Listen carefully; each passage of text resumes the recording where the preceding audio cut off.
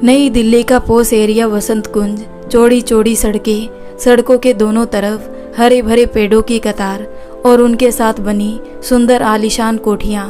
इन्हीं में से एक कोठी में रहते हैं बिजनेसमैन पुष्कर राज पुरोहित अपने परिवार के साथ। हाँ, कोठी बड़ी है लेकिन परिवार छोटा। छोटा तो नहीं, हाँ, जिसे आज की भाषा में कहते हैं हम दो हमारे दो। जी बिल्कुल, यहाँ भी यही हाल है।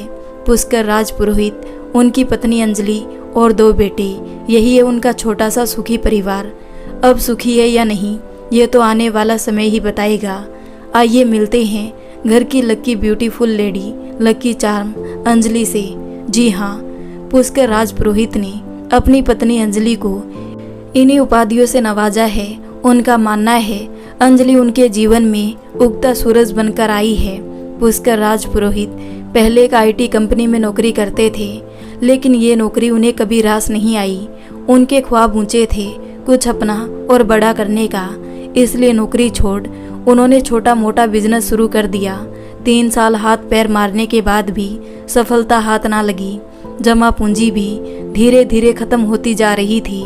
इसी बीच अंजलि से उनका रिश्ता पक्का हुआ। उसके बाद धीरे धीरे बिजनेस ने भी उठना शुरू कर दिया। ये अंजलि का भाग्य कहे या पुष्कर की दिन रात की मेहनत। शादी होते ही पहली बार उसको एक बड़ा कंसाइनमेंट मिला। उसके बाद उसने कभी पीछे मुड़कर नहीं देखा। अपनी सफलता का सारा श्रेय वो अंजलि को देता है।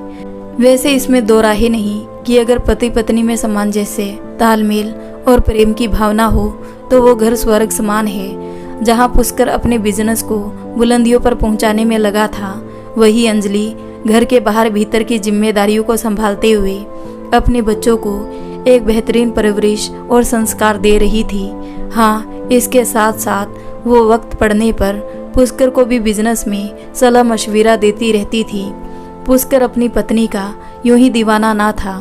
अंजलि एक आकर्षक व्यक्तित्व की स्वामिनी थी। मध्यम कद, चौड़ा माथा, सुतुआ नाक, रंग गोरा तो नहीं किंतु गेहुए से उजला ही था, और उसकी खूबसूरती पर जो 4 चांद लगाती थी वो थी हिरनी की जैसी उसकी बड़ी बड़ी बोलती नशीली आंखें और दिलकश खनकती सी आवाज़।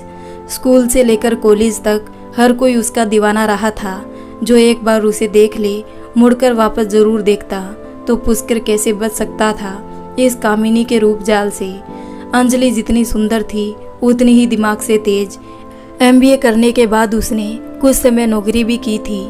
फिर पुष्कर से शादी के बाद भगवान की कृपा से उसे किसी नौकरी की ज़रूरत ही ना रही, क्योंकि एक तो उनका खुद का बिजनेस इतना अच्छा चल निकला था, दूसरा शादी के कुछ महीने बाद ही वो प्रेग्नेंट हो गई थी और डॉक्टरों ने उसे पूरी तरह से बेड रेस्ट के लिए बोल दिया था।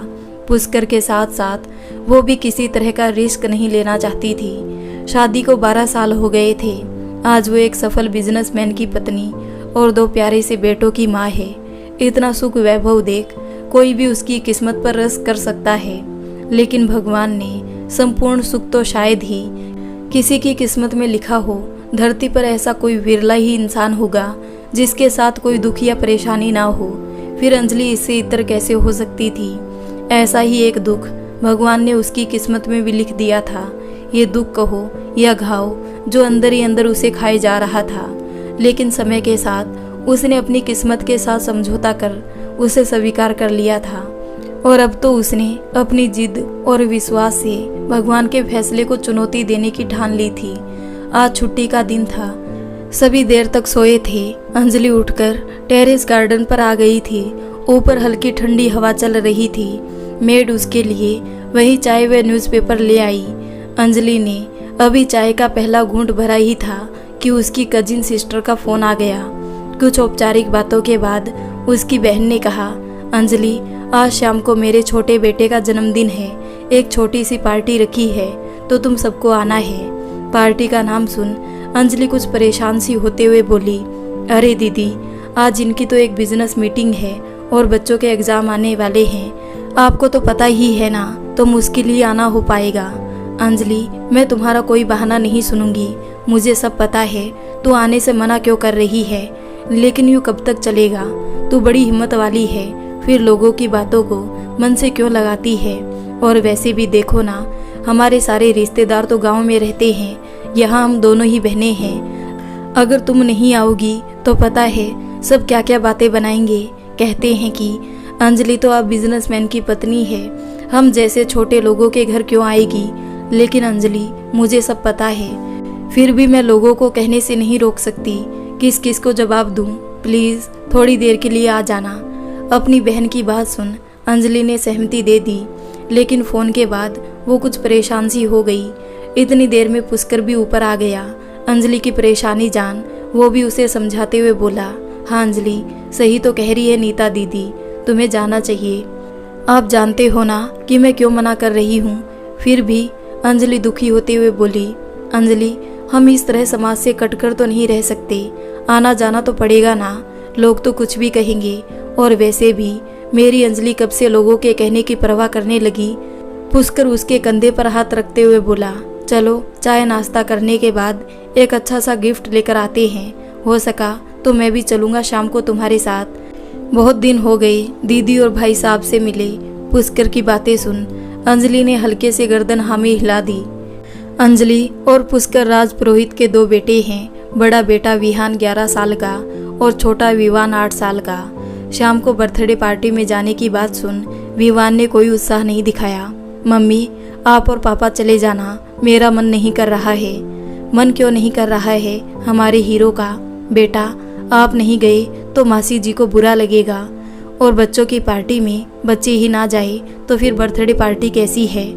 ठीक है, मैं चलने को तैयार हूँ, लेकिन विहान भैया के साथ। कैसी बातें कर रहे हो बेटा? तुम्हें पता है ना उसके एग्ज़ाम आने वाले हैं, उसे तैयारी करने दो। मम्मी, एग्ज़ाम तो मेरे भी आने वाले हैं, और वैसे भी आप ये एग्ज़ाम का बहाना तो ना ही बनाओ। हर बार एक नया बहाना तैयार रखती हो उसको साथ ना ले जाने के लिए। विवान, ये कैसी जिद है? सब कुछ जानते समझते हुए भी तुम ये शर्त रख रहे हो। हाँ मम्मी, हमेशा आपकी नहीं चलेगी। मंजूर हो तो बता देना, हम दोनों भाई तैयार हो जाएंगे, कह विवान बिना अपनी मम्मी का जवाब सुने वहाँ से चला गया। विवान की जिद ने अंजलि की परेशानी और बढ़ा दी थी। कोई बात नहीं अंजलि, वैसे विवान सही कह रहा है। अरे विहान को भी तो पार्टी एंजॉय करने दो। आप भी पुष्कर। अंजलि चिंतित हो पुष्कर की ओर प्रसन्न भरी नज़रों से देखते हुए बोली, तुम परेशान मत हो, मैं सब संभाल लूँगा। बस तुम दोनों बच्चों को लेकर पहुँचो। मैं तुम्हारे पहुँचने के आधे घंटे बाद ही मीटिंग से सीधा वहाँ पहुँच जाऊँगा, पुष्कर ने उसे तसल्ली देते हुए कहा। लेकिन अंजलि की चिंता इन बातों से कम होने की बजाय और बढ़ रही थी। जब से विहान को अपने पापा से बर्थडे पार्टी में जाने की बात पता चली थी, तब से वो पूरे घर में खुशी के मारे दौड़ता घूम रहा था। विवान को उसने अपनी कितनी ही ड्रेस दिखा दी थी जो वो पार्टी में पहनना चाहता था। विवान भी अपने भाई के साथ जाने की बात सुन कम खुश ना था। इतनी खुशियों के बीच भी अंजलि के चेहरे पर तनाव की रेखाएं साफ देखी जा सकती थी। इस बीच उसकी बहन का समय से पहुंचने के लिए 2 बार फोन आ चुका था। 6 बजे वो दोनों बच्चों के साथ अपनी बहन के घर निकली। जाने से पहले उसने पुष्कर को फोन कर दिया था। जवाब में पुष्कर ने उसे कहा कि वो 7 बजे तक पहुंच जाएगा, क्योंकि मीटिंग उसकी दीदी के घर के नज़दीक ही थी। वहां से पहुंचने में उसे 10 मिनट लगने थे और आधा घंटा अंजलि को, अगर ट्रैफिक ना हुआ तो। चलो 20 मिनट की बात है, फिर तो पुष्कर आ ही जाएंगे। ये सोच अंजलि को कुछ तसल्ली हुई। रास्ते में अंजलि को कोई जाम नहीं मिला और 6:30 बजे तक अपनी दीदी के घर पहुंच गई। उसे देखते ही नीता ने उसे गले से लगा लिया। कितना अच्छा लग रहा है तुझे देखकर, शुक्र है तू आई तो, वरना मैं तो सोच रही थी कि इस बार भी तू गच्चा दे जाएगी। अरे वाह, मेरे दोनों शैतान तो बहुत अच्छे लग रहे हैं। नमस्ते मासी जी, विवान ने दोनों हाथ जोड़कर कहा तो विहान ने भी उसे देख खुश होते हुए अपने हाथ जोड़ दिए। अरे जीते रहो मेरे बच्चों, तुम दोनों की जोड़ी यूं ही बनी रहे, तुम सदा खुश रहो। नीता प्यार से उसके सिर पर हाथ रखते हुए बोली, चल बैठ, मैं तेरे लिए कुछ लेकर आती हूँ। नीता अंजलि का हाथ पकड़ उसे सोफे पर बैठाते हुए बोली, नहीं नहीं दीदी, मैं अभी चाय पीकर ही चली थी। आप बताइए किसी हेल्प की ज़रूरत हो तो। अरे अरे रहने दे भाई, ये पाप मत करवाओ हमसे। पुष्कर को पता चल गया कि उसकी मलिका से हमने एक तिनका भी तुड़वाया है तो हमारी खैर नहीं। दीदी, आप भी कैसी बातें करते हो? क्या मैं अपने घर में काम नहीं करती? अंजलि अपनी बहन की बात सुन हंसते हुए बोली। करती होगी भाई, करती होगी, लेकिन यहाँ तो तू आराम से बैठ, सब अरेंजमेंट कैटरिंग वाले कर रहे हैं। इस बार मैंने तेरे जीजा जी को कह दिया था कि मैं कुछ नहीं करने वाली, बस बैठकर आराम से पार्टी एंजॉय करूंगी। बस भाई, इस बार पता नहीं किस मूड में थे कि सब इंतजाम करवा दिया। थोड़ी देर में मेहमान आने शुरू हो जाएंगे, ज़्यादा लोग तो नहीं, करीबी ही है सारे। तब तक हम दोनों बहनें आराम से बातें कर लें। कितने दिन हो गए इकट्ठे बैठे हुए, इस घर गृहस्थी के चक्कर में ऐसे फंसे हैं कि चाहकर भी अपने लिए समय नहीं निकाल पाते। हाँ दीदी, ये आप सही कह रहे हो। देखो ना, घर में काम करने के लिए इतने नौकर चाकर है, फिर भी इन बच्चों के कामों में ही पूरा दिन निकल जाता है। बच्चों की बात जुबान पर आते ही अंजलि का ध्यान अपने दोनों बच्चों पर गया। दीदी, बच्चे कहाँ गए? कहीं नहीं गए, अपने बड़े भाई के साथ, यानी कि तेरे बड़े भांजे के साथ चारों दूसरे कमरे में आराम से टीवी पर वीडियो गेम खेल रहे हैं। दीदी, मैं उनके पास ही जाती हूँ, परेशान हो जाएंगे वो उन दोनों शैतानों को संभालने में। तू आराम से बैठ, उनकी चिंता मत कर। चारों भाई आराम से वीडियो गेम खेल रहे हैं। मैंने वहीं पर उनके लिए खाने पीने का सामान पहुंचा दिया। दीदी, वो अकेले? क्या अंजलि, अब वो दोनों इतने भी छोटे नहीं है कि हरदम तेरी उंगली पकड़े रहे। उनको थोड़ा सा फ्री भी छोड़ा कर, बहुत समझदार है दोनों। नीता की बातें सुन अंजलि चुप हो गई और उसकी बातें सुनने लगी, लेकिन ध्यान उसका अपने दोनों बच्चों की ओर ही था। कुछ देर बाद ही मेहमान आने शुरू हो गए और नीता उनकी मेहमान नवाजी में लग गई। नीता को बिजी होते देख अंजलि जल्दी से अपने बच्चों के पास चली गई। उसे देखकर राहत मिली कि दोनों बच्चे आराम से नीता के बच्चों के साथ मजे से वीडियो गेम खेल रहे थे। वो भी वहीं बैठ गई और उनके साथ बातें करने लगी। कुछ देर बाद ही नीता अंजलि को ढूंढती हुई कमरे में आई और उसे वहां बैठा देखकर बोली, अरे तू अभी तक यहीं बैठी है? चल भाई, मेहमान आ चुके हैं, सब तुझसे मिलना चाहते हैं। फिर अपने बड़े बेटे की ओर देखते हुए बोली, आर्यन, जरा छोटे का मुंह सुधार, इसे बाहर ले आ। पता नहीं तुम लोग क्या पूरा दिन इस वीडियो गेम में लगे रहते हो। तुम्हारे लिए ही तो ये सब किया है और तुम्हें इसके आगे कुछ सूझता ही नहीं। जल्दी कर बेटा, पापा केक कटवाने के लिए जल्दी कर रहे हैं। हाँ मम्मी, बस आप चलो, मैं कार्तिक को लेकर अभी आता हूँ। अंजलि, उठना, बैठी रहेगी क्या? मैं भी बच्चों के साथ ही आती हूँ दीदी। फिर वही बच्चों की रट, अरे बच्चे आ जाएंगे तो चल मेरे साथ। ना चाहते हुए भी अंजलि को नीता के साथ बच्चों को छोड़कर बाहर जाना पड़ा। नीता ने बाहर बैठे मेहमानों से अंजलि का परिचय करवाया। सभी रिश्तेदार व नीता के दोस्त उससे गर्मजोशी से मिले। अंजलि ने भी नम्रता से सभी का अभिवादन स्वीकार किया। वैसे कुछ लोगों को तो वो पहले से जानती थी, हाँ कुछ नए थे। थोड़ी देर में केक काटने की अनाउंसमेंट हो गई। बच्चे बाहर आ चुके थे। अंजलि की नज़र दरवाजे पर ही थी, तभी उसे पुष्कर आता हुआ दिखाई दिया। पुष्कर को देख उसकी जान में जान आई। सामने खड़ी नीता व उसके पति ने पुष्कर का हाथ हिला अभिवादन किया और इशारों में ही पुष्कर से कहा कि वो केक काटने के बाद उसके पास आते हैं। पुष्कर ने अपने दोनों हाथ जोड़ दिए और उन्हें तकल्लुफ ना करने का इशारा करते हुए जाकर अंजलि और बच्चों के पास खड़ा हो गया। नीता का बड़ा बेटा आर्यन दोनों बच्चों को आगे बुलाने के लिए आया तो अंजलि प्यार से बोली, कोई बात नहीं बेटा, ये दोनों मेरे पास खड़े हैं। नहीं मासी जी, इन्हें तो हमारे साथ खड़ा होना चाहिए। चलो विहान, चलो विवान। अच्छा विवान, तुम भैया के साथ चले जाओ, विहान को यहीं रहने दो। अंजलि उसे आंखों ही आंखों में कुछ समझाते हुए बोली, ठीक है मम्मा। मध्यम मध्यम संगीत चल रहा था। इसी बीच तालियों की गड़गड़ाहट के साथ कार्तिक ने केक काटा। विहान भी इस खुशनुमा माहौल में लोगों के साथ खुश होते हुए खूब जोर जोर से तालियां बजा रहा था। पुष्कर और अंजलि भी विहान के साथ तालियां बजाते हुए बर्थडे सॉन्ग गा रहे थे। तभी पुष्कर का फोन आ गया। अंजलि को 2 मिनट में आने की कहे वो फोन सुनने के लिए बाहर आ गया। अंजलि तो विहान को इतना खुश देख उसके साथ हैप्पी बर्थडे गीत पर हल्का हल्का डांस करते हुए झूमने लगी। सामने खड़ा विवान भी अपने भाई को चेयर्स कर रहा था कि इतनी जोर में धमाका हुआ। हाँ, ये गुब्बारा फटने की आवाज़ थी। बच्चों ने केक काटते ही वहाँ लगे हुए गुब्बारे फोड़ने शुरू कर दिए, जिसे सुन अंजलि व विवान एकदम से चौंक गए। विवान तो डर के मारे अपनी मम्मी से चिपक गया। स्टॉप दिस, विवान बच्चों को रोकने लगा, लेकिन उसकी कौन सुनने वाला था। अंजलि विहान को लेकर जैसे ही बाहर जाने लगी, उसने जोर से चीखते हुए अंजलि से अपना हाथ छुड़ा लिया और गुस्से से अपनी छोटी छोटी आंखें निकालता हुआ 2 बच्चों को जोर से धक्का दे गिरा दिया। किसी को कुछ समझ नहीं आया। विहान गुस्से से सभी को देख रहा था, बार बार अपनी जीभ को बाहर निकालते हुए अपने बालों को नोच रहा था। अंजलि जैसे ही उसे पकड़ने लगी, वो जोर से जमीन पर गिर गया। उसके इस रूप को देखकर सभी बच्चे सहम गए और कुछ छोटे बच्चे तो डरकर रोने लगे। विहान जल्दी से पापा को बुलाओ, जल्दी से पापा को बुलाओ कहते हुए अंजलि विहान को संभालने लगी। छोटा सा विहान अपने भाई की हालत देख सहम गया था। इतनी देर में पुष्कर भी अंदर आ गया और विहान को जमीन पर लेट झटपटाते देख सब समझ गया। पुष्कर जल्दी चलो, विहान की तबीयत सही नहीं। ये सब कैसे हुआ? अभी तक तो ठीक था। पुष्कर उसे गोद में उठाने की कोशिश करते हुए बोला। वो बच्चों ने गुब्बारे कहते हुए अंजलि के शब्द गले में ही अटक गए। विहान पुष्कर की गोद में भी अजीब हरकतें कर रहा था। उसकी लंबी जीभ और फटी हुई आंखें देख बच्चे डरे हुए थे।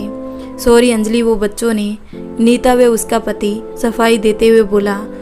तभी पीछे से एक महिला जिसके बच्चे को विहान ने गिरा दिया था, चिल्लाते हुए बोली, नीता, बर्थडे पार्टी में बच्चे ये सब तो करेंगे ही। अगर इनके बच्चे को इन चीज़ों से इतनी ही प्रॉब्लम थी तो इसे बर्थडे पार्टी में लेकर क्यों आए? हाँ, मंजरी सही तो कह रही है। अरे देखो तो, सभी बच्चों का चेहरा डर के मारे कैसे सफ़ेद पड़ गया है। ऐसे बच्चों को तो घर में ही बंद रखे या किसी पागल। कहते कहते वो महिला चुप हो गई। पुष्कर विहान को गोद में उठा लोगों की बातों को अनसुना करते हुए बाहर निकल गया।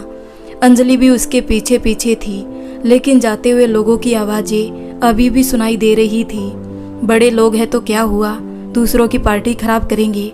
डर के मारे सभी बच्चों को कुछ हो जाता तो।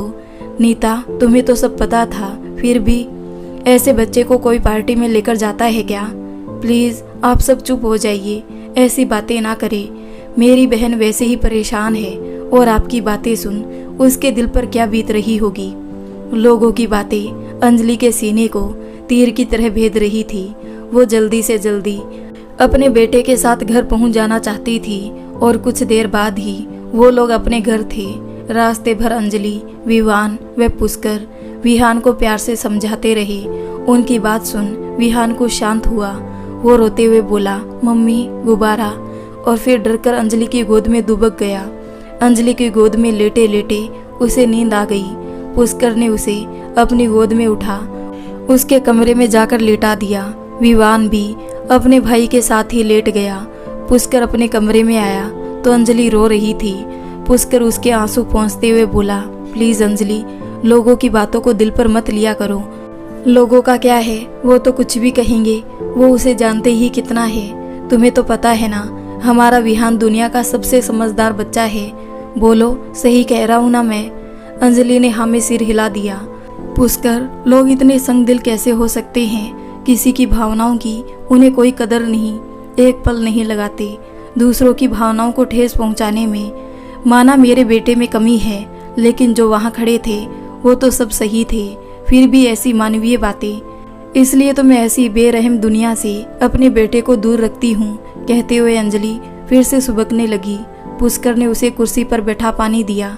अच्छा चलो अंजलि, कुछ खा लो और बच्चों को भी खिला दो। मेरा बिल्कुल मन नहीं है पुष्कर, मैं बच्चों के कमरे में जा रही हूँ। चलो आज हम सब वहीं बैठकर खाना खाएंगे, कह पुष्कर ने मेड को बच्चों के कमरे में खाना लाने के लिए कह दिया और वो दोनों बच्चों के पास चले गए। दोनों जब बच्चों के कमरे में पहुंचे तो देखा बच्चे सो चुके थे। अंजलि को पता था दोनों ने वहां पर काफ़ी कुछ खा लिया था और वैसे भी विहान को इस समय उठाया तो वो और बिफर जाएगा। खाना खाने के बाद पुष्कर अपने कमरे में चला गया, लेकिन अंजलि बच्चों के साथ ही लेट गई। पुष्कर ने उसे अपने साथ चलने के लिए जिद भी नहीं की। वो जानता था कहेगा भी तो अंजलि नहीं जाएगी। अंजलि चुपचाप बच्चों को सोते हुए निहारती रही। कितने प्यारे लग रहे थे दोनों। कोई देखकर कहेगा कि दोनों में कोई फर्क भी है। विहान तो बिल्कुल उस पर गया है। नहीं नहीं, वो उस जैसा तो बिल्कुल नहीं। वो तो बहुत मासूम है, दुनियादारी से बिल्कुल अलग। और वो तो अंजलि ने मन में फन उठाने की कोशिश कर रहे उन विचारों को झटके से दूर पटक दिया। वो बच्चों के सिर पर प्यार से हाथ फेरते हुए उनके साथ लेट गई। शाम की घटना से उसके सिर में बहुत दर्द था। सोने की लाख कोशिश कर रही थी, लेकिन जो कुछ थोड़ी देर पहले हुआ चाहकर भी वो उसे भुला नहीं पा रही थी। बल्कि आज की घटना ने तो उसे पिछली वो सारी बातें याद दिला दी थी जिसे उसने अपने मन के भीतर कहीं दफन कर दिया था।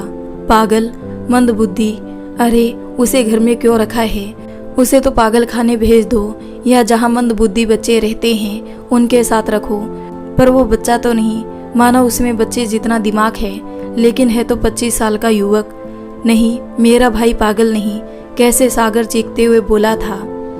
अगर मेरा भाई पागल है तो तुम्हारा बेटा, उसे क्या कहोगी? क्या वो पागल नहीं है? हाँ, वो भी पागल है। क्या उसे भेज सकती हो तुम पागल खाने? रख सकती हो अपने से अलग मंदबुद्धि बच्चों के साथ? बोलो अंजलि, बोलो। सागर चीखते हुए उससे जवाब मांग रहा था। नहीं नहीं नहीं, मेरा बेटा पागल नहीं, ना वो मंदबुद्धि है। मैं उसे अपने से दूर नहीं कर सकती। अंजलि लगभग चीखते हुए उठी।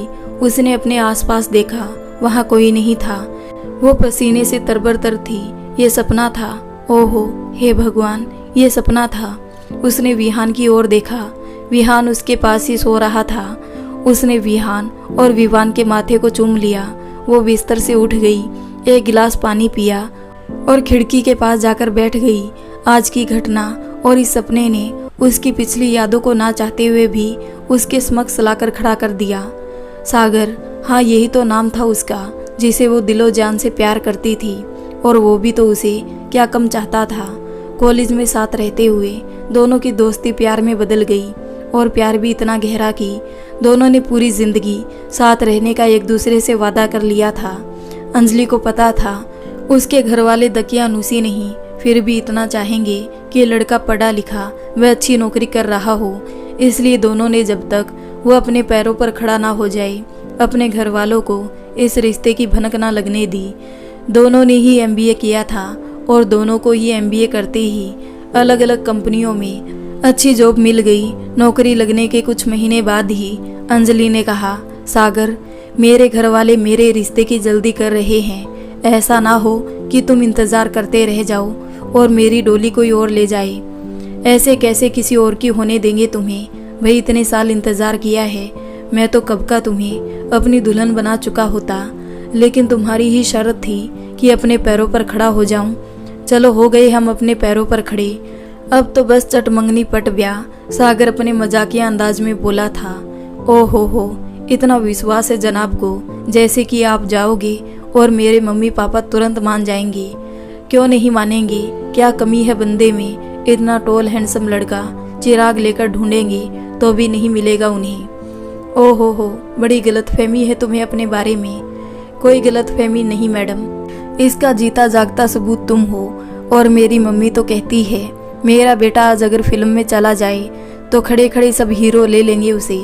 ओहो, ये गलतफहमी आपकी मम्मी ने डाली है आपके दिमाग में। अच्छा, मम्मी से याद आया, तुम पिछले संडे कह रहे थे ना मम्मी जी मुझसे मिलना चाहती है, तो चलो आज चलते हैं।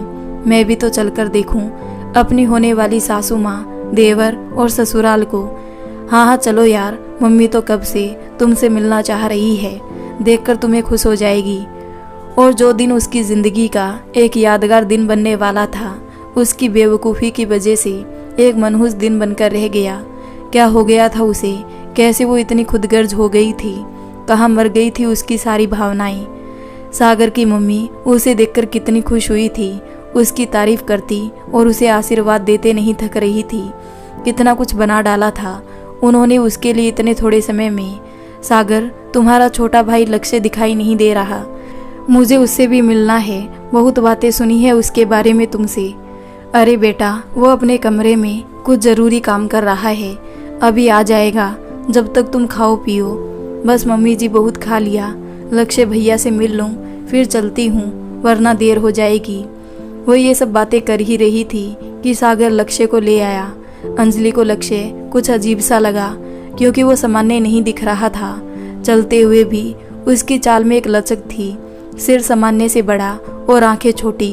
सागर ने अपने भाई का परिचय अंजलि से करवाया तो वो खुश होते हुए बड़ी मुश्किल से नमस्ते बोल पाया। सागर ने उसे अंजलि के पास वाले सोफे पर बैठा दिया। लक्ष्य बैठा हुआ बार बार अपनी गर्दन को हल्का हल्का हिला रहा था। खाते हुए भी वो सामान छोटे बच्चे की तरह गिरा रहा था। सागर व उसकी माँ उससे कितने आराम से बातें कर रहे थे, लेकिन अंजलि को ये सब बड़ा असामान्य लग रहा था। इतना तो उसे पता चल गया था कि लक्ष्य मंद बुद्धि है। इतनी देर में सागर के घर के बाहर से एक बारात गुजरी और जलते उसमें बम पटाखों के धमाके की आवाज़ सुन लक्ष्य एकदम से सहम गया। लगातार जलने वाले पटाखों की आवाज़ सुन शांत लक्ष्य ने एकदम से उग्र रूप धारण कर लिया। उसका चीखना चिल्लाना देख अंजलि के मुंह से चीख निकल गई। सागर अपने भाई को संभालने लगा। अंजलि ने अपना बैग उठाया और दरवाजे की ओर भागी। सागर और उसकी माँ ने उसे रोकने के लिए कितनी आवाज़ें लगाई, लेकिन वो रुकी नहीं और चली गई, उसके घर से और उसकी जिंदगी से भी। आज की तरह उस रात भी कहाँ वो चैन से सो पाई थी।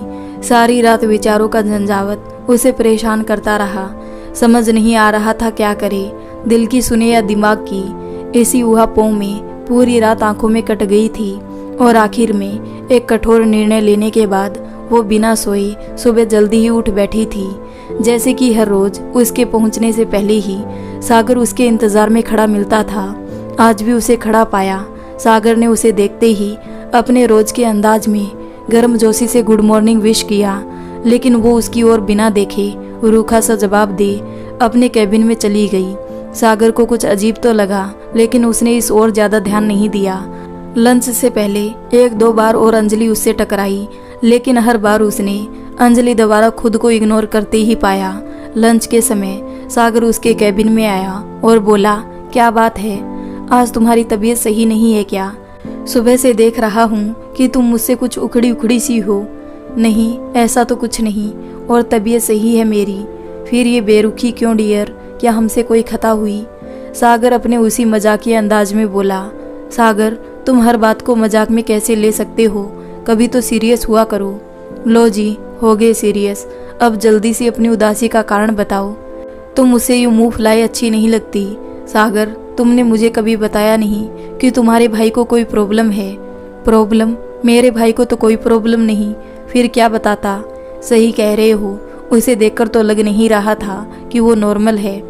अच्छा, वो अंजलि मेरा भाई मेरे तुम्हारे जितना ही अच्छा है, और हाँ, पढ़ा लिखा भी है, सब समझता है वो, बस दुनियादारी से अनजान है, या यूं कहूँ बड़ा तो हो गया है, लेकिन उसमें दिमाग अभी छोटे बच्चे जितना ही है।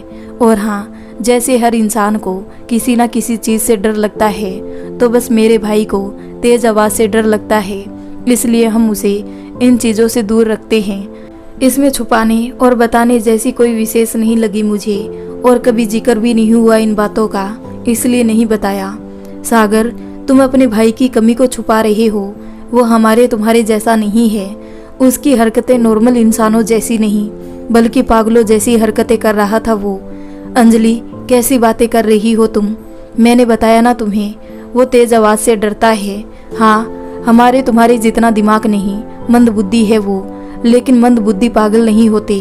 अपना सारा काम खुद करता है वो, बस उसे थोड़ा बच्चों जैसी विशेष देखभाल और हाँ, प्यार की ज़रूरत है, और कुछ नहीं।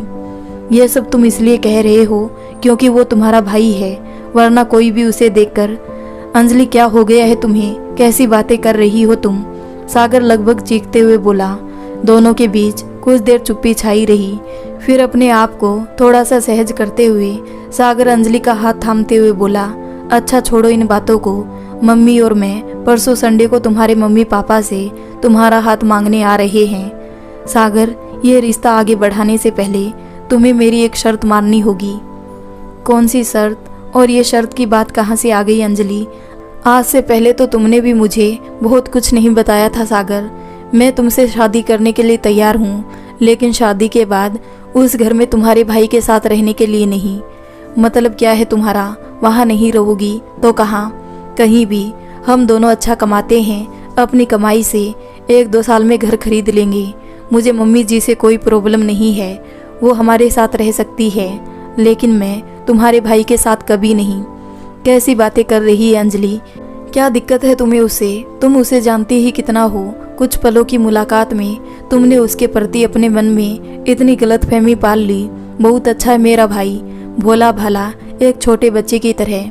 सागर, तुम समझते क्यों नहीं, वो पागल है और वो बच्चा नहीं, 22 साल का युवक है।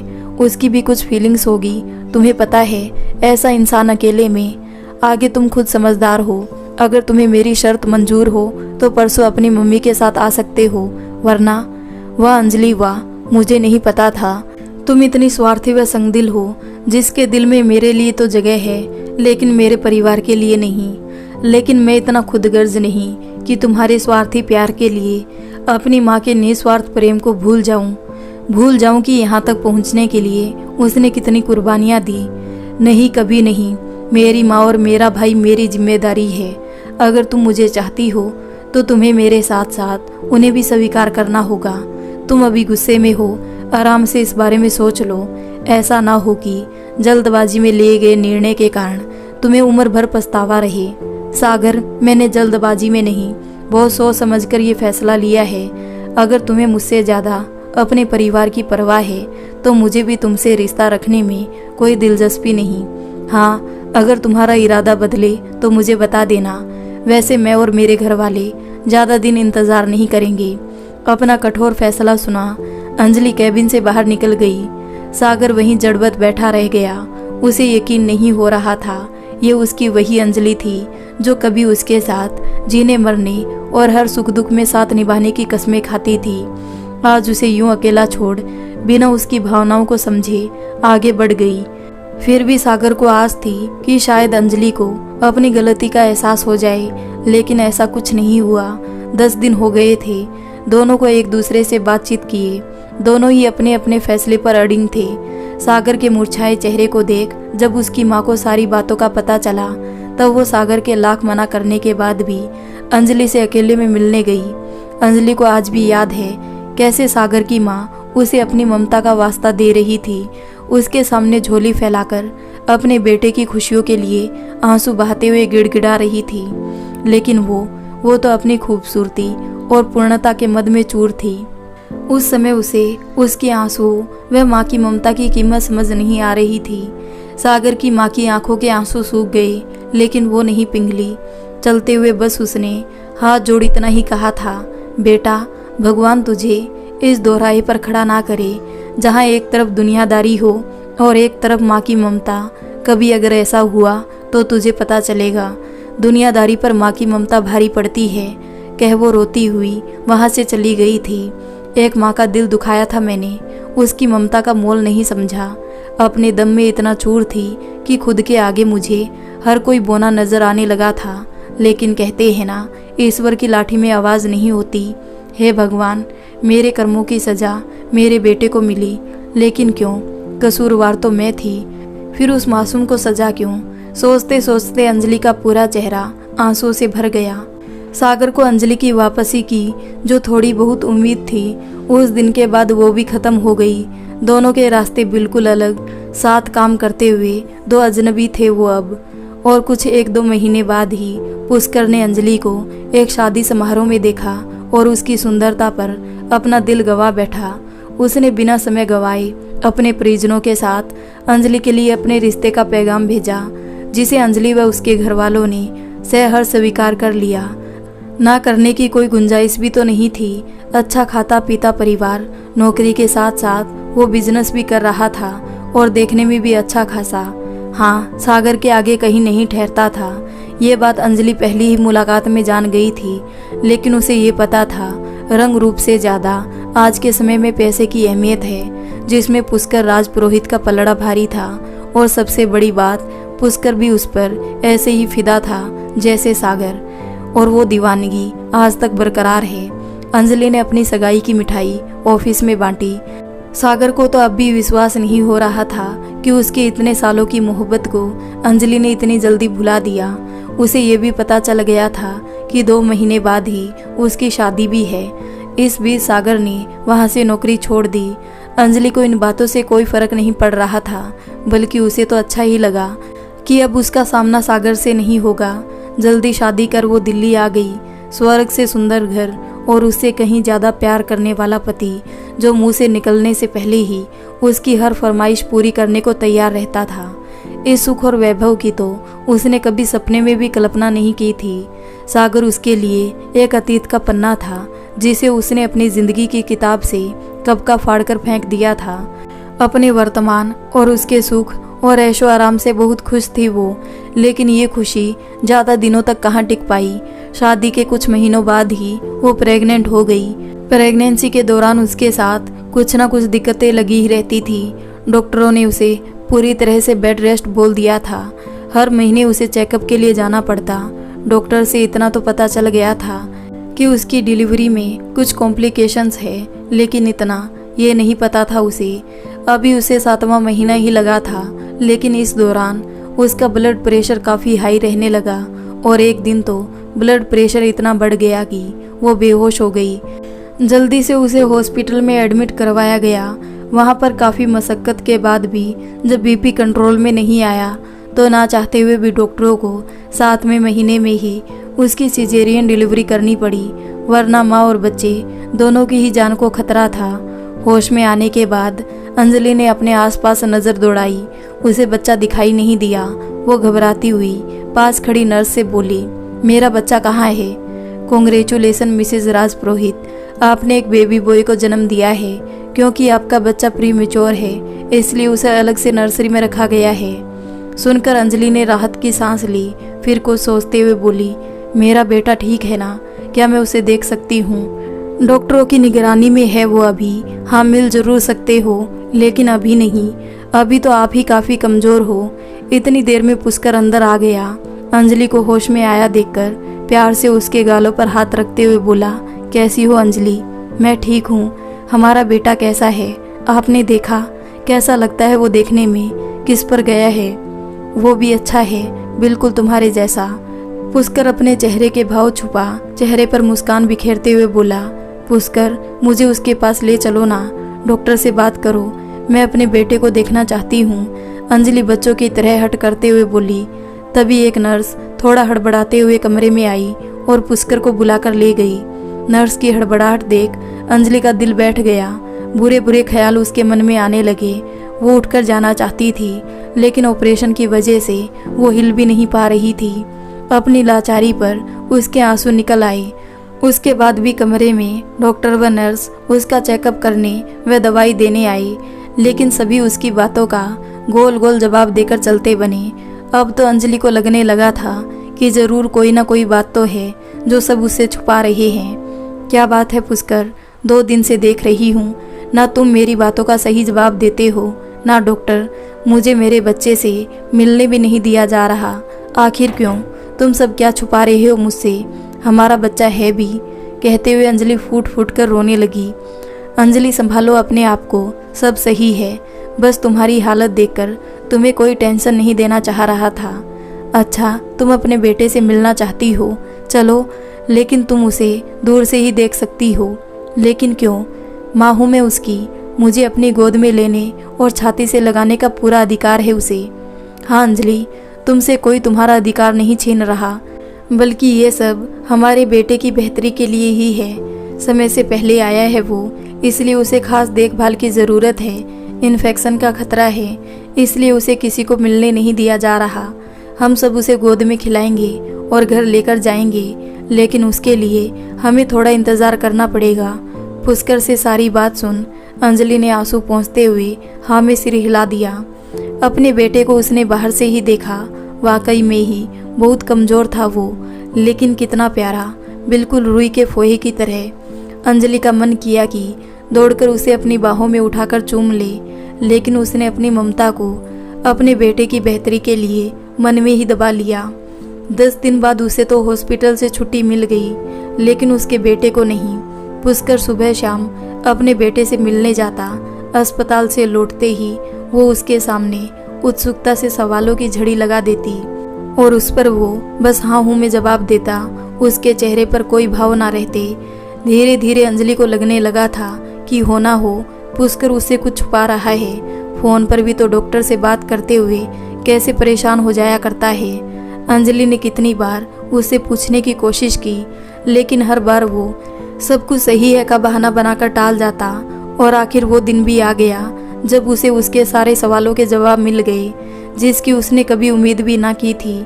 उसने कभी सपने में भी ना सोचा था कि जिंदगी उसे उसी मोड़ पर लाकर खड़ा कर देगी जहाँ से उसने अपनी नई जिंदगी की शुरुआत की थी। कितनी खुश थी वो उस दिन, खुश हो भी क्यों ना। 1 महीने बाद उसका बेटा अस्पताल से घर जो जा रहा था, अपने बेटे से मिलने, उसे छाती से लगाने, प्यार करने और न जाने कितनी ही बातें सोच सोच कर अंजलि बोराई सी जा रही थी। आज ही तो सही मायने में वो माँ बनेगी। अपने बेटे के स्वागत के लिए उसने पूरे घर को फूलों से सजवा दिया था। उसके स्वागत की बहुत ही जोरदार तैयारियां की थी उसने। लेकिन हॉस्पिटल पहुंचकर और डॉक्टरों की बात सुन अंजलि को ऐसा सदमा लगा कि वो खुद को संभाल ना सकी और बेहोश हो गई। उसके होश में आने पर डॉक्टर ने उसे सांत्वना देते हुए कहा था, संभालिए अपने आप को, हौसला बनाए रखिए, आप ही कमज़ोर पड़ जाएगी तो फिर इसे। मैंने कहा ना, अगर आपका बच्चा 6 महीने सरवाइव कर जाता है फिर तो कोई खतरे की बात नहीं।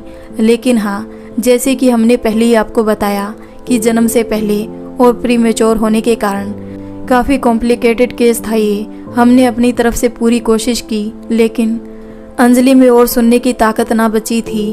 वो अपने बेटे को सीने से लगा बाहर निकल गई। हाँ, डॉक्टर्स के उस लेकिन का जवाब उसे बीते समय के साथ जरूर मिल गया था। कई दिनों तक अंजलि को डॉक्टरों की बातों पर विश्वास ना हुआ।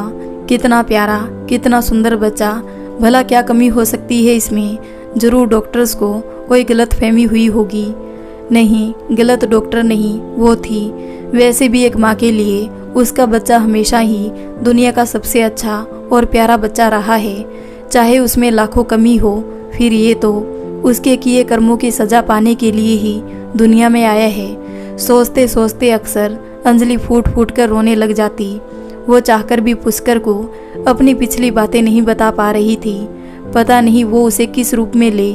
उसको दुखी देखकर पुष्कर को तो यही लगता था कि शायद वो अपने बेटे के दर्द व तकलीफ से परेशान है।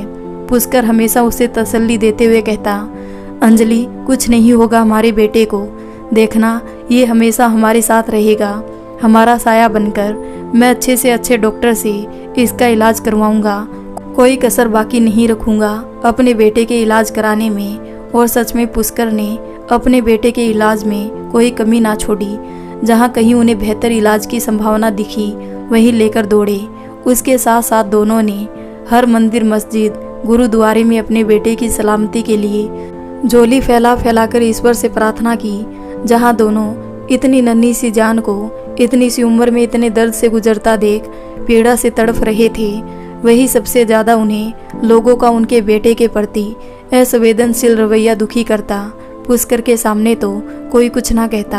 हाँ, अंजलि से सभी नाते, रिश्तेदार व जानने वाले सांत्वना देते हुए दबी जुबान में ये जरूर कहते, सुनकर बड़ा दुख होता है, हम तो भगवान से यही चाहते हैं इसे लंबी उम्र दे।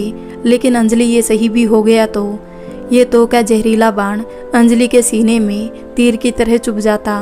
किसी से कुछ ना कहती, बस उन लोगों की घटिया मानसिकता पर हैरान थी। कैसे कोई एक माँ के सामने ऐसी बातें कर सकता है। अरे तुम्हें संभालना है, मेरा बच्चा है, मैं संभालूंगी उसे, उसकी परछाई बनकर रहूंगी सारी उम्र उसके साथ। तुम कौन होते हो मेरे बच्चे के बारे में ऐसी बातें करने वाले। लेकिन ये सारी बातें उसके मन में ही घुटकर रह जाती। अभी तो बस उसका एक ही उद्देश्य था, अपने बच्चे को मौत के मुंह से खींच कर लाना। और भगवान ने उन दोनों की प्रार्थना सुन ली। विहान अब 9 महीने का हो गया था। डॉक्टर ने अब उसके जीवन को खतरे से बाहर बताया, लेकिन उसकी मानसिक स्थिति उसके जस की तस रहेगी, ये बात भी उन्हें अच्छी तरह समझा दी। इस बार पुष्कर और अंजलि को कोई झटका नहीं लगा। इन 8-9 महीने में जैसे दोनों ने अपने आप को इस स्थिति के लिए तैयार कर लिया था। वो दोनों तो खुश थे कि भगवान ने उनकी सुन ली। अब उनका घर आंगन विहान की किलकारियों से आबाद रहेगा।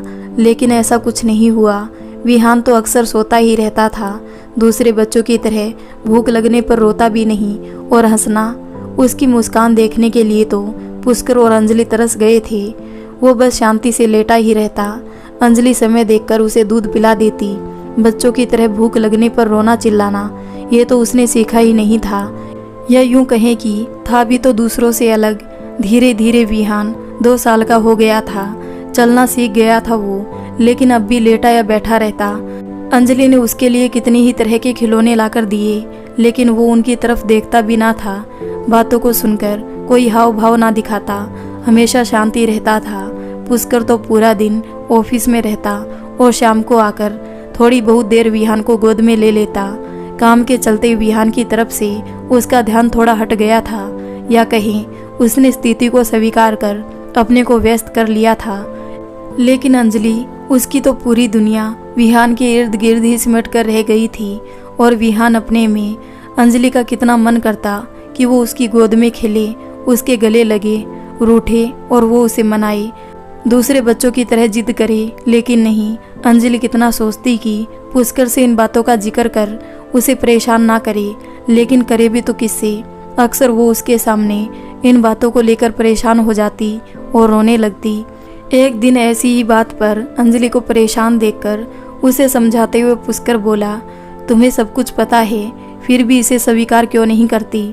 हमारा विहान दूसरों से अलग है, वो भी दूसरे बच्चों की तरह सब कुछ करेगा, लेकिन थोड़ा सब्र रखो। वैसे अंजलि, आज मैं तुमसे एक बात कहना चाहता हूँ। देखो, गलत मत समझना, ये मैं विहान के भले के लिए ही चाह रहा हूँ। पुष्कर की बात सुन अंजलि ने कहा, क्या बात है, कहो ना। अपने विहान की भलाई के लिए तो मैं तुम्हारी सारी बात मानने को तैयार हूँ। अंजलि, अब हमें दूसरे बच्चे के बारे में सोचना चाहिए। कैसी बातें कर रहे हो तुम? दूसरा बच्चा कभी नहीं। मैं अपनी ममता दूसरे बच्चे के साथ नहीं बांट सकती, और वैसे भी तुम्हें पता है विहान को कितनी ज़रूरत है मेरी। माना हमने दूसरा बच्चा कर भी लिया तो क्या हम दोनों के साथ इंसाफ कर पाएंगे? कैसी बातें कर रही हो अंजलि? कभी माता पिता भी बच्चों में भेदभाव करते हैं। दूसरे के आने से पहले के प्रति प्यार तो कम नहीं होता उनका। और फिर देखो ना, हो सकता है अपने छोटे भाई के आने से हमारा विहान भी हंसना बोलना सीख जाए। वैसे भी कहते हैं ना, बच्चे बच्चों के साथ ज़्यादा खुश रहते हैं। और सबसे बड़ी बात, हमारे बाद भी तो कोई चाहिए जो विहान को हमारी तरह समझ सके, संभाल सके, और विहान जिससे अपने मन की बात कह सके और उसका अपना भाई बहन हो सकता है। अंजलि ने कई दिनों तक इन बातों पर सोच विचार किया। आखिर में वो दूसरे बच्चे के लिए राजी हो गई, लेकिन एक डर उसके मन में अब भी था, कहीं दूसरा बच्चा भी। अंजलि ने अपने मन की शंका पुष्कर के सामने रखी तो एक बार पुष्कर भी डर गया, लेकिन डॉक्टर ने उन दोनों की शंकाओं को निराधार बताते हुए उन्हें अनेक तरह से समझाया। सभी तरफ से आश्वस्त होने के बाद दोनों ने दूसरे की प्लानिंग की, और कंसीव होने के बाद अंजलि डॉक्टर्स के ऑब्जर्वेशन में ही रही। 9 महीने बाद अंजलि ने दूसरे बेटे को जन्म दिया। कितनी ही बार दोनों ने डॉक्टर से उसके स्वास्थ्य के बारे में पूछा, और हर बार डॉक्टर ने यही कहा, आप बेफिक्र रहिए, आपका बच्चा पूरी तरह से नॉर्मल व स्वस्थ है। सुनकर दोनों ने राहत की सांस ली और भगवान का शुक्रिया अदा किया। 2 दिन बाद ही अंजलि अस्पताल से घर वापस आ गई। छोटे विवान को देख पहली बार विहान के चेहरे पर मुस्कान आई थी। कितने प्यार से वो उसे सहला रहा था। देखकर पुष्कर और अंजलि की आंखों में खुशी के आंसू आ गए। छोटा विवान अपने भाई विहान का हमसाया बनकर आया था। जैसा पुष्कर ने सोचा था बिल्कुल वैसा ही हुआ। विवान के आने से विहान के स्वभाव में काफ़ी बदलाव आया। पहले जहां विहान पूरा दिन चुपचाप बैठकर या सोकर गुजार देता था, वही अब नन्हे विवान की देखा देखी कम से कम रोना, चिल्लाना और मुस्कुराना सीख गया था। हाँ, अंजलि और पुष्कर के काफ़ी प्रयास के बाद भी वो बोलता कम ही था, लेकिन जैसे जैसे विवान बड़ा होता गया उसकी देखा देखी विहान भी अब धीरे धीरे बोलना, हंसना, खेलना और खाना सीखने लगा था। छोटे विवान ने विहान के लिए कब बड़े भाई का रूप ले लिया किसी को पता भी नहीं चला। वो विहान का बड़े भाई की तरह ध्यान रखता, हर काम में उसे अपने साथ रखता, उसके बिना एक कदम आगे ना बढ़ता, हर चीज़ को अपने भाई के साथ मिल बांट कर खाता। विहान भी तो एक मासूम बच्चे की तरह अपने छोटे भाई की हर बात मानता था। एक वही तो था जो माँ के बाद उसके दिल की हर बात बिना कहे समझता था। हाँ, पुष्कर भी जितना समय मिलता बच्चों के साथ बिताने की पूरी कोशिश करता था, लेकिन उसका बिजनेस अब पहले से ज़्यादा फैल गया था, जिसके चलते वो घर परिवार व बच्चों को समय नहीं दे पा रहा था। अंजलि को उससे किसी बात की शिकायत ना थी। वो पुष्कर की परेशानी समझती थी, इसलिए उसने बच्चों के साथ साथ घर परिवार की जिम्मेदारी अपने ऊपर ले ली थी और अपने आप को अपने बच्चों के साथ व्यस्त कर लिया था। वो दोनों अब उसकी खुशियों का पर्याय थे। उसे इस बात की भी तसल्ली थी कि विवान अपने भाई का पूरा ध्यान रखता है, उसकी कही अनकही सब बातें समझता है। जब कभी विहान रूठ जाता या खाता पीता नहीं तो एक वही है जो उसको मना सकता है। लेकिन उसके खुशियों भरे संसार से भी तो एक अलग दुनिया है, वो दुनिया जिसमें विहान फिट नहीं बैठता। जब कभी अंजलि व पुष्कर उसे मार्केट या किसी फंक्शन में लेकर जाते तो लोग विहान को अजीब सी नज़रों से देखते। उसे क्या, वो तो उन दोनों को भी सहानुभूति दिखाते। ये सब तो वो फिर भी अनदेखा कर दे, लेकिन मासूम विहान की जब लोग हंसी उड़ाते तो वो उससे सहा नहीं जाता था। बच्चे इन सब से अनजान अपने में ही मस्त थे, उन्हें कोई फर्क नहीं पड़ता। वैसे भी विवान तो अपने भाई के बगैर कहीं जाने को तैयार भी ना होता था, लेकिन अंजलि से अपने बेटे की ये जगह हंसाई ना देखी जाती, इसलिए धीरे धीरे उसने विहान को पार्टी या मार्केट में ले जाना बंद कर दिया। विहान क्या, उसने खुद को भी घर तक सीमित कर लिया था। ये क्या बात है अंजलि, हम लोगों का नज़रिया तो नहीं बदल सकते। कहने दो उन्हें जो कहते हैं, हमें पता है हमारा विहान कितना काबिल है। ये तो तुम अपने और विहान के साथ नाइंसाफ़ी कर रही हो। अरे उसकी ग्रोथ के लिए बाहर निकलना, खेलना कूदना और लोगों से मिलना जुलना उतना ही ज़रूरी है जितना खाना पीना। पुष्कर अक्सर उसे समझाते हुए कहता, तुम कुछ भी कहो पुष्कर, लेकिन मैं लोगों की नज़रों में अपने बेटे को हंसी का पात्र नहीं बनने दूंगी। मेरा बेटा कोई जोकर नहीं जिसे देखकर सब हंसे। अरे जब लोगों की भावनाएं ही मर गई है तो ऐसे लोगों से मिलने का क्या फ़ायदा। विवान है उसके साथ खेलने कूदने के लिए, और घर में इतना बड़ा गार्डन है, फिर बाहर जाने की क्या ज़रूरत। अंजलि की जिद के आगे पुष्कर ने घुटने टेक दिए। हाँ, विवान भी अब अपने भाई के बगैर कहीं नहीं जाता। हार कर पुष्कर को ही अकेले सोशल गैदरिंग में जाना पड़ता, और ज़्यादा ही ज़रूरत होती तो अंजलि एक आधे घंटे के लिए साथ चली जाती थी बस। दोनों ही बच्चे स्कूल जाने लगे थे। विहान का एडमिशन स्पेशल बच्चों के स्कूल में करवाया था। जैसे जैसे विवान बड़ा होता गया उसने जिद पकड़ ली कि विहान का एडमिशन भी उसके स्कूल में ही करवाए। अंजलि कितनी ही बार विहान को प्यार से समझा चुकी थी कि विहान के लिए स्पेशल स्कूल क्यों ज़रूरी है, और विवान का हर बार एक ही जवाब होता, मम्मी मेरे स्कूल में भी तो स्पेशल बच्चों के लिए अलग से क्लासेस है। अब तो भाई 2 साल स्पेशल स्कूल जा चुका है, अब आप उसे मेरे स्कूल में करवाइए। विवान तुझे पता है ना, तेरे स्कूल के बच्चे तेरे भाई को नहीं अपनाएंगे। दिल दुखेगा तेरा जब वो उसे परेशान करेंगे, और वो भी शायद वहाँ एडजस्ट ना हो पाए। आप इस बात की फिक्र ना करें मम्मी, मैं अपने भाई का ध्यान रखूँगा। और मम्मी एक बात कहूँ, हम बच्चे आप बड़े लोगों जैसे नहीं होते, हम बहुत जल्दी एक दूसरे के दोस्त बन जाते हैं। हमारे लिए तो सब बच्चे एक जैसे हैं। देखना मेरे सभी दोस्त जल्दी ही मेरे भाई के दोस्त भी बन जाएंगे। मम्मी आप भाई को क्यों अलग रखना चाहती हो, क्यों उसे हम जैसा नहीं समझती। हाँ मेरा भाई खास है, सबसे खास, क्योंकि वो मेरा भाई है, बहुत प्यारा है। वो मेरी हर बात मानता है, कभी मुझसे नाराज़ नहीं होता। विवान की बातें सुन वो निशब्द रह जाती।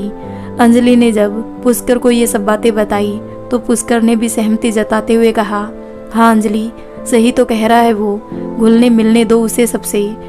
क्यों उसे हरदम एहसास दिलाना कि वो सबसे अलग है। अंजलि माना तुम उसे बहुत प्यार करती हो और तुम्हारा हर कदम उसकी भलाई के लिए होता है, लेकिन मुझे एक डर है कि कहीं तुम्हारे उसके प्रति यह अत्यधिक देखभाल निगरानी उसे कहीं ज़्यादा ही हम पर निर्भर ना बना दे। अंजलि हमें अपने बेटे को आत्मनिर्भर बनाना है, कुछ समय उसे छोड़ो, थोड़ा कम अपने आप करने दो, इससे उसका सेल्फ कॉन्फिडेंस बढ़ेगा जो बहुत ज़रूरी है। अगर उसमें हीन भावना घर कर गई कि वो कुछ नहीं कर सकता या दूसरों से बहुत अलग है तो हम उसे चाहकर भी इस स्थिति से बाहर नहीं निकाल पाएंगे। कह तो पुष्कर सही रहा था, इसलिए अंजलि ने विहान को अपने आंचल की छाँव से बाहर निकालना सही समझा। अब विहान और विवान एक ही स्कूल में पढ़ने लगे थे।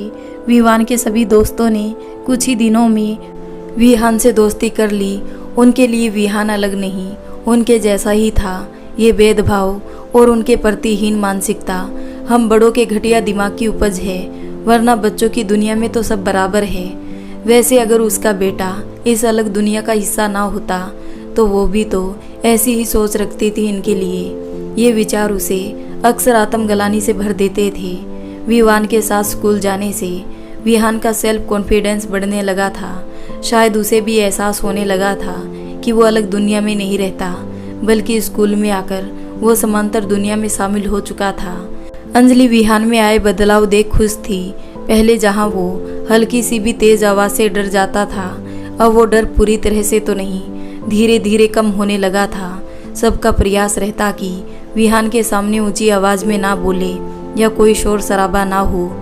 कितने ही सालों से अंजलि सागर व उसके भाई के प्रति किए गए अपने बर्ताव के कारण पश्चाताप की अग्नि में जल रही थी। कई बार उसके मन में आया भी कि वो सागर से मिले, उससे अपने गुनाहों की माफ़ी मांगे। शायद उनसे मिली माफ़ी ही उसके विहान के लिए दवा का काम कर जाए और उसका बेटा पूरी तरह से सही हो जाए। लेकिन पुष्कर इसे किस रूप में लेगा? कहीं वो उसके पिछले संबंधों के कारण उससे नफरत ना करने लग जाए, या विहान का दोषी उसे समझ अपनी जिंदगी से नहीं, मैं पुष्कर और अपने बच्चों के बगैर नहीं रह पाऊंगी। ये डर हमेशा उसके बढ़ते पाँव को पीछे खींच लेता। लेकिन आज के सपने के बाद उसने निश्चय कर लिया था कि वो पुष्कर को सब बताकर ही रहेगी।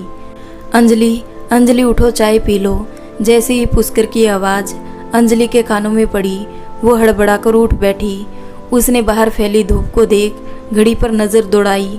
अरे 10 बज गए, तुमने मुझे उठाया क्यों नहीं? बच्चे, उनका स्कूल। कहते हुए वो उठने लगी तो पुष्कर उसका हाथ पकड़ कुर्सी पर बैठाते हुए बोला, रिलैक्स अंजलि, बच्चे स्कूल चले गए हैं, तुम हाथ मुंह धोकर आओ, फिर आराम से चाय पियेंगे। आज पता नहीं मैं इतनी देर तक कैसे सोती रह गई। कहते हुए अंजलि बाथरूम में गई और थोड़ी देर में फ्रेश होकर बाहर आई। अभी भी उसके चेहरे पर तनाव था। क्या बात है अंजलि, रात वाली बात को तुमने अभी तक दिल में लगा कर रखा है? तुम्हारा चेहरा देखकर लगता है कि तुम रात भर सोई भी नहीं, तभी तो कुर्सी पर बैठे बैठे। इसलिए मैंने तुम्हें उठाना सही नहीं समझा और बच्चों को तैयार कर स्कूल भेज दिया। वैसे अंजलि, ऐसा पहली बार तो नहीं हुआ तुम्हारे साथ, फिर इतनी टेंशन लेने की क्या ज़रूरत? एक बात पूछूं अंजलि, बुरा मत मानना। इतने सालों में मैंने कई बार महसूस किया है कि तुम्हें कोई बात अंदर ही अंदर खाई जा रही है। कितनी ही बार मुझे लगा कि तुम मुझसे कुछ बताना चाहती हो, लेकिन हर बार पता नहीं क्यों चुप हो जाती हो। क्या तुम्हें मुझ पर यकीन नहीं? पुष्कर के मुँह से ऐसी बातें सुन अंजलि चाय पीते पीते रुक गई। उसे पता नहीं था पुष्कर ने उसके मन के भावों को बहुत पहले ही पढ़ लिया था। वो उसकी ओर देखते हुए बोली, सही कहते हो पुष्कर, मैं कई सालों से तुमसे एक बात कहना चाहती हूँ।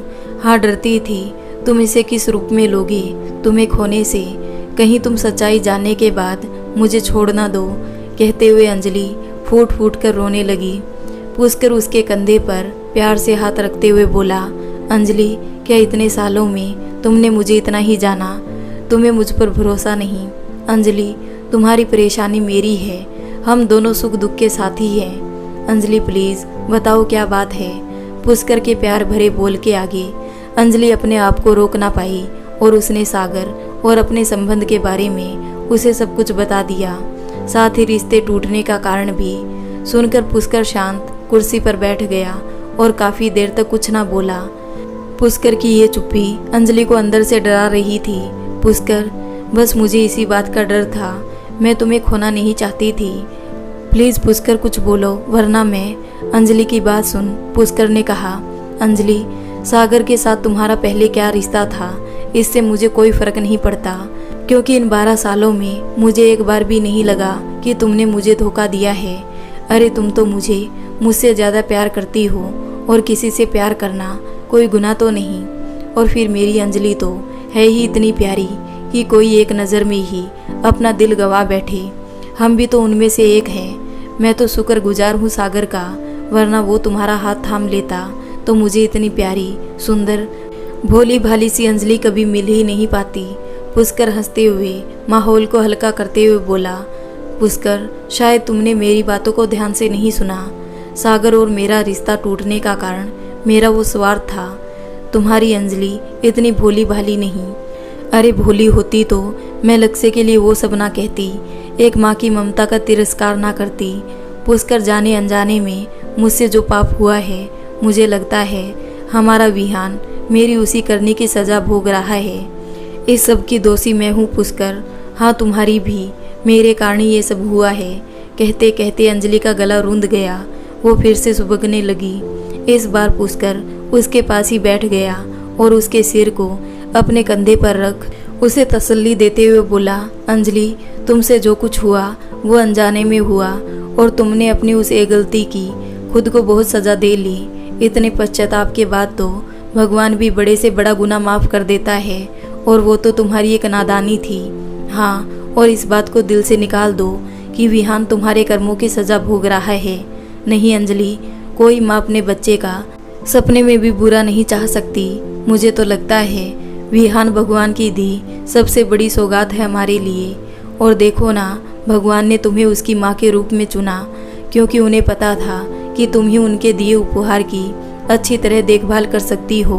और सबसे बड़ी बात, विवान वो तो मुझे एक फरिश्ता ही लगता है, इतना छोटा लेकिन कितना समझदार, जैसे भगवान ने उसे अपने बड़े भाई का हमसाया बनाकर भेजा हो, सागर की तरह। हम दोनों तो बहुत किस्मत वाले हैं जो हीरे मोती जैसे दो नगीने भगवान ने हमारी झोली में दिए। पिछली बातों को भुलाकर आगे बढ़ो अंजलि। पुष्कर, कितना बड़ा दिल है तुम्हारा। इतना कुछ जानने के बाद भी तुम्हारे मन में मेरे लिए कोई गिला शिकवा नहीं। क्या मैं सचमुच इस माफ़ी के लायक हूँ? आज तक कदम कदम पर तुमने मेरा साथ दिया है, बस एक बार और मेरी मदद कर दो। अंजलि उसकी ओर हाथ जोड़ते हुए बोली। हाँ बोलो ना अंजलि, क्या चाहती हो तुम? पुष्कर, मैं सागर से मिलना चाहती हूँ। मैं सागर से मिल अपने गुनाहों की माफ़ी मांगना चाहती हूँ। वो जब तक मुझे माफ़ नहीं कर देगा, मैं यूं ही पश्चाताप की अग्नि में जलती रहूँगी। पुष्कर ने उसे तसल्ली देते हुए हमें सिर हिला दिया। पुष्कर ने अंजलि से सागर के घर का पता और जिस कंपनी में वो दोनों काम करते थे वहाँ का एड्रेस लिया। लेकिन कंपनी से तो सागर अंजलि के सामने ही जा चुका था, और इतने सालों में ज़्यादातर स्टाफ भी बदल गया था, और जो 2-4 लोग पुराने थे उनका सागर से कोई कांटेक्ट नहीं था। सागर के एड्रेस पर जाकर पता लगा कि मुंबई में कहीं उसे बहुत अच्छी नौकरी मिल गई थी, इसलिए वो परिवार के साथ वहीं सेटल हो गया। इन बातों को 7-8 साल हो गए थे। लक्ष्य के बारे में पूछने पर पड़ोसियों ने बताया कि लक्ष्य फाइन आर्ट्स का डिप्लोमा कर घर पर ही बच्चों को पेंटिंग सिखाता था। हाँ, पड़ोसियों से ये भी पता चला कि सागर की शादी हो गई है और उसका एक बेटा भी है। साथ ही सभी ने सागर की पत्नी की तारीफ करते हुए कहा कि बहुत ही अच्छे स्वभाव की लड़की है वो। आते ही पूरे घर को संभाल लिया। अपनी सास और लक्ष्य की भी दिल से सेवा करती थी। भगवान उसे हमेशा खुश रखे। पड़ोसियों से सागर का कॉन्टैक्ट नंबर नहीं मिल पाया। उन्होंने बताया कि शुरू में तो सागर की सबसे बात होती थी, पर धीरे धीरे बातचीत कम होती गई, और अब तो लगता है उसका फ़ोन नंबर ही बदल गया, क्योंकि अब तो इस नंबर पर फ़ोन ही नहीं लगता। पुष्कर ने 1-2 पड़ोसियों को अपना नंबर देते हुए कहा कि कभी भी सागर का फ़ोन आए या वो कभी यहाँ आए तो उस तक हमारा संदेश ज़रूर पहुँचा देना। सागर की घर गृहस्थी बसने और लक्ष्य के बारे में जानकर अंजलि को अच्छा लगा। साथ ही खुशी भी थी कि उसे उससे बेहतर जीवन संगनी मिली जो पूरे परिवार के लिए सोचती है। लेकिन सागर से ना मिल पाने के कारण वो थोड़ी निराश भी थी। लेकिन पुष्कर के समझाने के बाद कि अंजलि, दुनिया बहुत छोटी है, एक दिन सागर तुम्हें ज़रूर मिलेगा, तब तक धैर्य रखो।